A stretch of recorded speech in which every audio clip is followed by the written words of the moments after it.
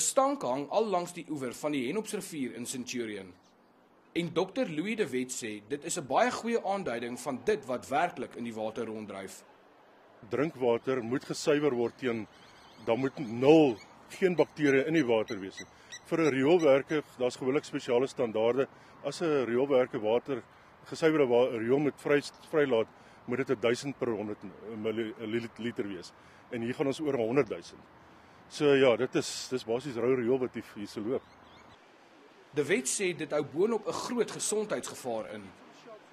Behalwe vir die E. coli kan jy dan ook ander siektes soos hepatitis en so opdoen as jy dan van hierdie water, wel in elk geval net kontak het met die water, velkontak en daarvan drink of daarin bad, so enige kontak moet definitief vermy word.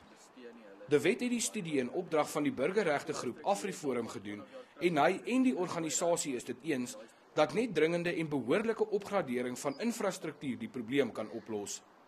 AfriForum het 'n aanmoediging gestuur vir die 3 munisipaliteite wat verantwoordelik is vir die besoedeling van hierdie Henopsrivier. Die Pretoria Metro, die Johannesburg Metro en die Ekurhuleni Metro. Ons het hulle tot die 22ste Junie gegee om vir ons aksieplanne te gee hoe hulle hierdie probleem gaan uitsorteer, hoe hulle dit gaan regmaak en reg bestuur. AfriForum sê hy gaan hof toe as die metrorade nie hulle samewerking gee nie. Gerard Pretorius, 1 Nuus, Pretoria.